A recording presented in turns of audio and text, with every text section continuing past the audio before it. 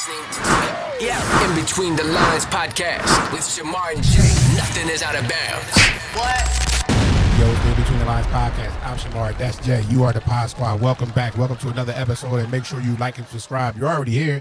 Might as well do that for us right now. Jay. Bro. How you been, brother? Man, back at it, bro. Back at it, man. There's a lot of stuff in the news, man. What you want to jump right into? For sure, man. We're going to touch the Diddy situation because there's a couple nuances inside the situation that I wanted to touch on. Number one, the husband, Mr. Alex Fine.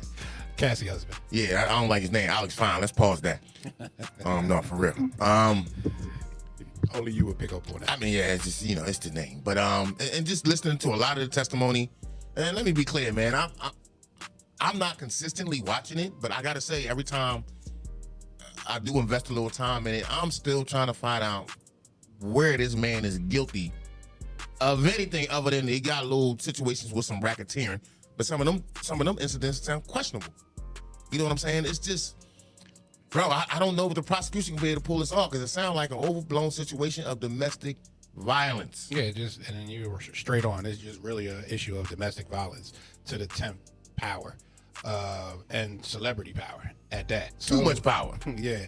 So I got an issue with a couple things with the Diddy case. And one is what you just mentioned is, where is the evidence to the charges? We're almost 3 weeks in. Yeah.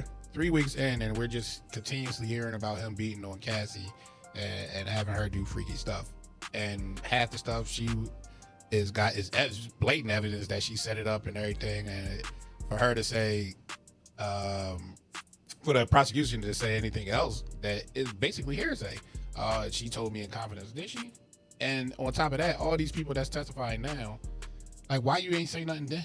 Well, the thing with that is right now, I just think the prosecution has offered them immunity. So From what, though? Honestly, that's the conspiracy part where Diddy will be charged with conspiracy to some accord. That's clear. Conspiracy of what, though? That's what I'm saying. Like, what me testifying protects me from what? What could I be charged with? Well, if you was one of the people that was going out executing these things that he asked you to do, you're part of that conspiracy. But nobody has said that. Well, the bodyguard, I'm really anxious to hear the bodyguard Bond's testimony. I think he's due to testify at some point. I think he received a subpoena. I will say Kid Cudi testimony was a waste of time. Nothing came out of that. All of it is a waste of time to the charges. Kid Cudi acknowledged the fact that they arranged a meeting, him and Puff. They met somewhere. They talked, in a restaurant, man to man. They discussed the situation with Cassie. It was also a discussion that, Cudi at the time was seeing Cassie. And, Puff didn't like that, whatever. But at the end of the day, nothing came out of that. And honestly, Cudi acknowledged that. It was just really a conversation. And Puff, Cudi did ask him about, apparently, allegedly, his Porsche that got blown up. Set on fire. Yeah, and Puff calmly turned around and said, what are you talking about? Well, whether he lying or not, I don't know if Puff lying or he got something to do with it. At the end of the day, that whole testimony was absolutely for nothing. He just showed up. Yeah, and to me, not only him, but Cassie. And it's not victim shaming what I'm about to do, but keep it a bean. All of this, to me, should have been a plea the fifth.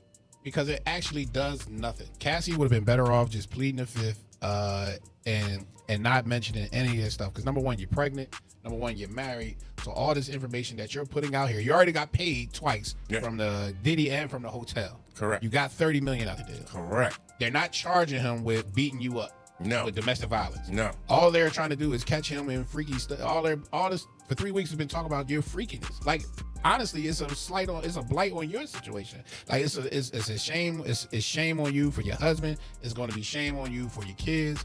Like, that's a tough life. That's a tough life, and it brings no type of justice to light for what they're charging. It brings no type of justice to. So this is why she should have just pleaded the fifth and not took the stand at all. I agree, because you got the lawyer money to sit there and say, listen, I ain't got nothing to say.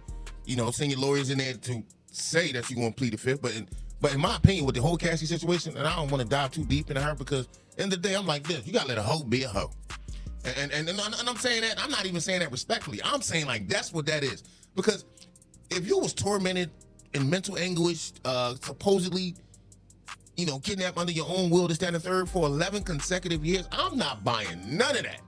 The lifestyle is what you was in love with. You had a few relationships within you and Puff relationship. You had an opportunity with Cudi, which he acknowledged. And you and J. Cole had a little situation where Puff and J. Cole actually fought. They scrapped over that. They squabbled over that too as well. You know, Puff very possessive, and that anger shit might get his ass killed. He don't calm the fuck down. But besides that, his overzealousness towards Cassie was clearly because she was his sexual toy. Yeah. Period. And she was okay with that. She's setting up free calls. Yeah. She was getting urinated on and was okay with that. Yeah. I'm listen, Shorty, listen. And we would know none of that if she pleaded the fifth. If that's your twist, that's cool. But let me say this. I don't think you can cry foul now.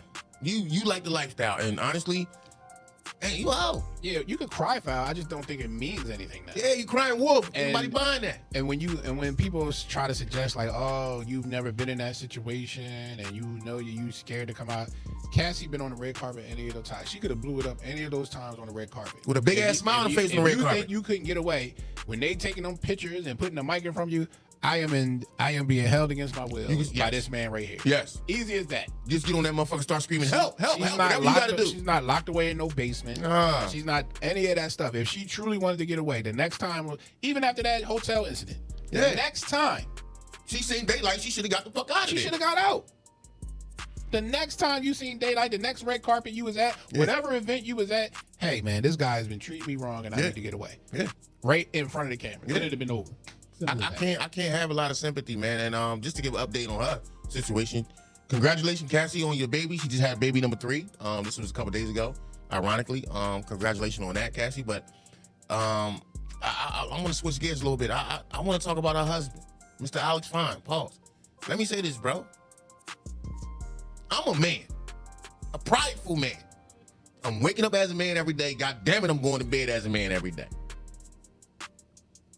I'm going to say this. I understand it's your obligation, your responsibility, is what you signed up for to support your wife in this situation.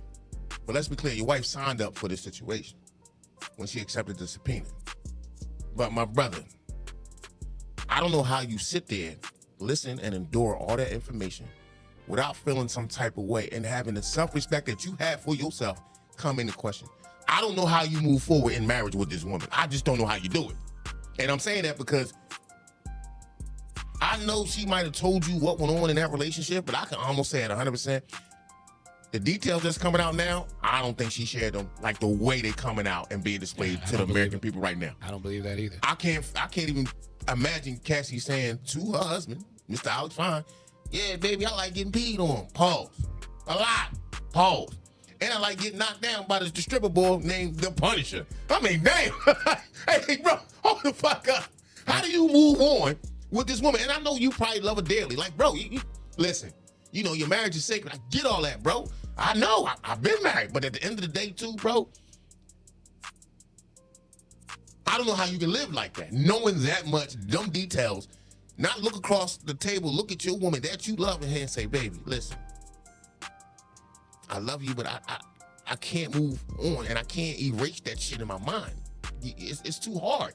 And as they describing this shit in court, you got visuals in your mind on how this shit going down. You know how your wife like to do it. You're doing it now. You see what I'm saying? So to have the many men that she's been with, and again, she's the one setting up the freak offs. I don't know how honest she's been with him throughout the situation, but for all this to come to light and him finding out like this, these graphic details, as a man with self-respect, I do not know how he can move forward in marriage and call himself being happy. I don't see it. I'm a human being. Yeah, I mean, well, maybe that's just something that's built like that. So, and I guess that's how you do. But going on from that situation to another celebrity situation, Remy Ma and Papoose.